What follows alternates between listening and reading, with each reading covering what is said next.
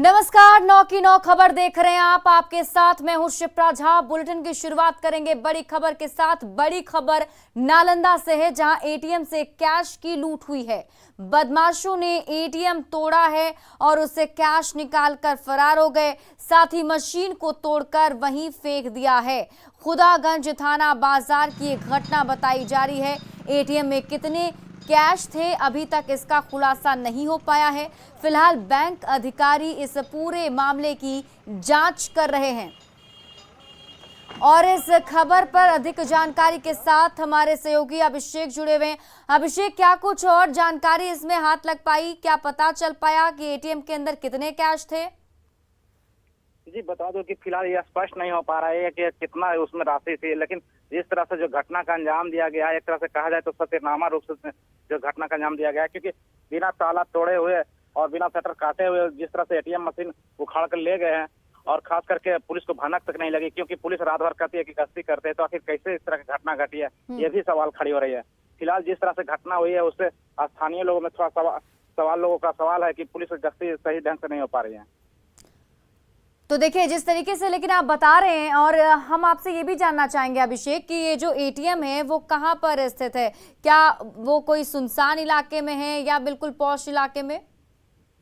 जी बता दूं कि खुदागंज बाजार की ही मामला है, और खास करके बाजार में इस तरह की घटना को अंजाम दिया जा रहा है, तो अन्य सुदूरवर्ती इलाकों में क्या हालात होगा वो तो समझ सकते हैं, लेकिन बाजार में जिस तरह से घटना का अंजाम देकर आराम से चलते बने, और उसमें हालांकि कितना राशि है यह स्पष्ट नहीं हो पा रही है। पुलिस बैंक अधिकारी इंतजार कर रहे हैं कि उसमें कितना राशि हुआ, आने के बाद यह स्पष्ट हो पाएगी। चलिए, बहुत बहुत शुक्रिया तमाम जानकारी के लिए। बढ़ते हैं आगे। नौकरी के बदले जमीन लेने के मामले में सीबीआई बहुत जल्द पूछताछ करने वाली है। लालू प्रसाद से लेकर राबड़ी देवी और मीसा भारती के साथ हेमा समेत उन सभी 16 लोगों से सीबीआई पूछताछ करेगी, जिनके विरुद्ध हाल ही में सीबीआई ने 9 पेज का एफआईआर दर्ज किया है। मामले के बारे में ज्यादा जानकारी दे रहे हैं हमारे सहयोगी अमित कुमार। रेलवे में जमीन के बदले नौकरी दिए जाने के मामले में जल्द ही सीबीआई मुख्य आरोपी लालू प्रसाद यादव समेत अन्य से पूछताछ करेगी। बताते चले कि 2 दिन पहले सीबीआई की 3 टीम जो है राबड़ी देवी के इस आवास पे आई थी। इसके अलावा मीसा भारती का दिल्ली स्थित आवास पे रेड किया था सीबीआई ने। साथ ही साथ 16 ठिकानों पे जो लालू यादव के हैं वहाँ पे रेड किया था, और इसमें वैसे लोगों के भी ठिकाने शामिल थे जिनको लालू प्रसाद यादव ने ज़मीन लेकर के नौकरी दिया था। और अब इस पूरे मामले में सीबीआई जो है वो जल्द ही इन सभी लोगों से पूछताछ कर सकती है। जैसे कि जानकारी मिली है कि लालू प्रसाद के अलावा पूर्व सीएम राबड़ी देवी, मीसा भारती, हेमा यादव से पूछताछ की तैयारी चल रही है, और इसके साथ ही साथ जो अन्य लोग हैं उन सभी से पूछताछ किया जाएगा। चूँकि 16 लोगों के खिलाफ सीबीआई ने एफआईआर लॉन्च किया है, और उसी एफआईआर को इम्प्लीमेंट करते हुए यहाँ पे जो है शुक्रवार को सीबीआई ने पूरे देश में कह सकते हैं कि लालू प्रसाद यादव के जितने भी ठिकाने थे सभी ठिकानों पर छापेमारी किया था। बताते चले कि लालू प्रसाद यादव अपने रेल मंत्री के कार्यकाल में 2004 से 2009 के दौरान ज़मीन लेकर के रेलवे में ग्रुप डी की नौकरी उनके द्वारा दिया गया था। ऐसी जो है एफआईआर में इन बातों का उल्लेख किया गया है, और अब उसी मामले की जो तहकीकात है, अनुसंधान जो है वो सीबीआई कर रही है। जल्द ही सीबीआई जो है पूरे मामले में लालू प्रसाद समेत बाकी जो आरोपित हैं सभी से पूछताछ करेगी।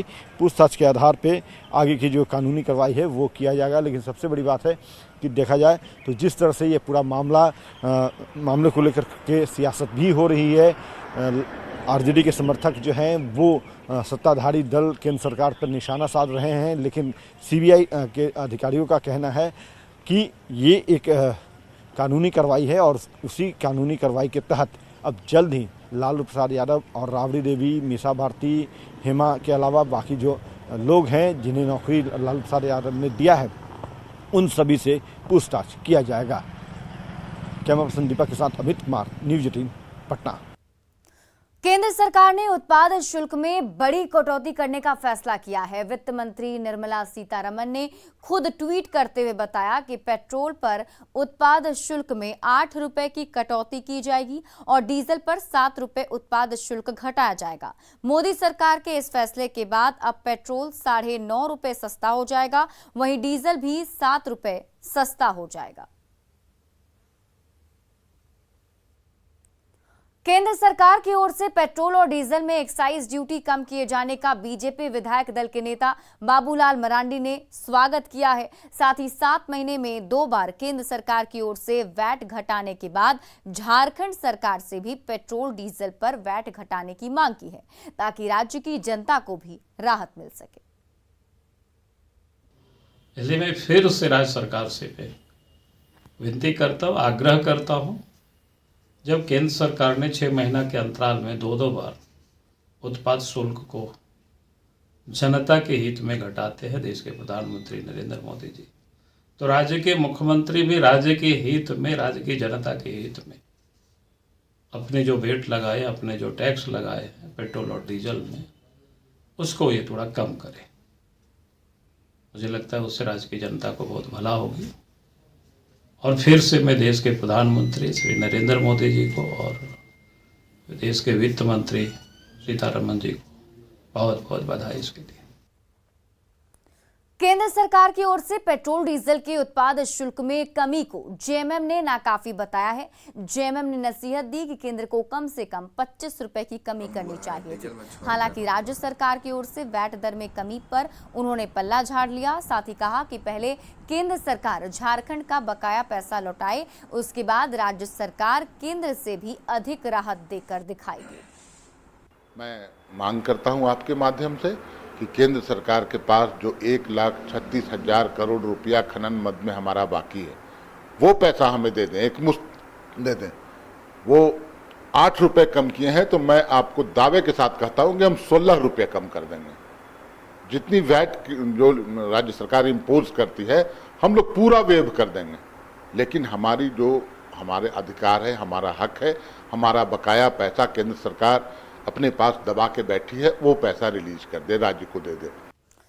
मुख्यमंत्री नीतीश कुमार का ड्रीम प्रोजेक्ट गंगा जल उद्भव योजना अब अपने अंतिम पड़ाव में पहुंच गया है। निर्माण कंपनी गंगा जल उद्भव योजना में लगे मोटर का सफलतापूर्वक परीक्षण कर लिया गया है। अधिकारियों की मौजूदगी में गंगा जल सफलतापूर्वक पटना के हाथीदह से नवादा के मोतनाजे गांव तक पहुंची। इस योजना में कुल 3200 करोड़ रुपए की लागत आएगी। फरवरी 2020 से शुरू इस योजना का इसी साल के अंत तक पूरा होने की उम्मीद जताई जा रही है। सूत्रों के अनुसार सीएम नीतीश इसी साल जुलाई में इसका उद्घाटन कर सकते हैं। योजना के बारे में ज्यादा जानकारी दे रहे हैं हमारे सहयोगी अनिल विशाल। मुख्यमंत्री का ड्रीम प्रोजेक्ट गंगा जल उद्भव योजना अपने अंतिम चरण में है और निर्माण कंपनी के द्वारा आज इसके पंप का ट्रायल भी कर लिया गया है। पटना के हाथीदह से सफ़र तय कर गंगा आज नवादा के मोतनाजे में पहुंची है, जहां सफलतापूर्वक इसका पंप का जो है ट्रायल कर लिया गया है और यहीं से पानी का शुद्धिकरण होकर गया, नालंदा समेत नवादा जिले को यह पानी भेजा जाना है। तो जो लंबा इंतज़ार जो लोगों का था वह अब ख़त्म होगा और मुख्यमंत्री का जो ड्रीम प्रोजेक्ट है गंगा के पानी को क्योंकि ये दूरदर्शी योजना थी, क्योंकि इन इलाके में अक्सर पानी की कमी होती है, तो गंगा के पानी पहुंच जाने से न केवल जो पानी की जो समस्या है उससे निजात मिलेगा, बल्कि आने वाले समय में जो किसी प्रकार की जो समस्या जो पानी को लेकर होती है वह अब पूरी तरह से समाप्त हो जाएगा। अनिल विशाल, न्यूज़ 18 नवादा। राजधानी पटना में एयरपोर्ट के पास निर्माणाधीन फ्लाईओवर का पिलर गिरने से बड़ा हादसा हो गया। हादसे में वहां काम कर रहे 2 लोगों की मौत हो गई, जबकि एक मजदूर गंभीर रूप से घायल हो गया। घटना शनिवार देर रात की है। घटना के बाद वहां अफरा तफरी का माहौल बन गया। एयरपोर्ट अधिकारी मामले की जांच में जुट गए। मजदूरों के शव को पोस्टमार्टम के लिए भेज दिया गया है। मृतक जहानाबाद के रहने वाले हैं।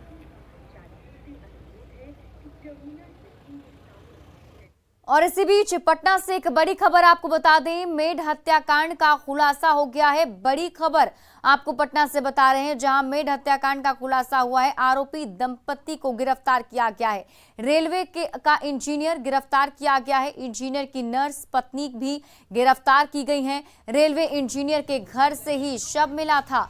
पत्रकार नगर में मेड की हत्या हुई थी, जिस पर पुलिस ने कार्रवाई करते हुए दंपति को गिरफ्तार कर लिया है। देखिए, एक कोई सीधी सी बात है कि जो पत्नी है वो बताई कि हमको पता नहीं था कि ये पहले कहाँ काम करती थी। फिर ये था कि कुछ बात थी, जैसे मान लीजिए कोई पैसे वैसे को लेके होता है, क्योंकि 5 तारीख को ही काम की थी तो पैसे के लेके भी हो सकता है कि उनका सेटलमेंट नहीं था। अब एग्जैक्ट कॉज जो है, एग्जैक्ट कॉज तो अभियुक्त तो नहीं ना बताएगा कि एग्जैक्ट कॉज क्या है। तो एक थ्योरी जैसे ये वाला इन्होंने पॉइंट रेज किया है कि जो आरोप लगा है FIR में, तो उसको भी हम लोग वर्क अपॉन कर रहे हैं। तो इसीलिए हम we are not fixing our judgement कि जब तक वो रिपोर्ट नहीं आ जाती है, ठीक है। एक बार वो रिपोर्ट आ जाएगी, उसके स्वैब्स का एनालिसिस हो जाएगा, उसके बाद हम कंक्रीटली कह सकते हैं। और फिलहाल इस बुलेटिन में अभी के लिए बस इतना ही, लेकिन न्यूज़ 18 बिहार झारखंड पर खबरों का सिलसिला लगातार जारी है।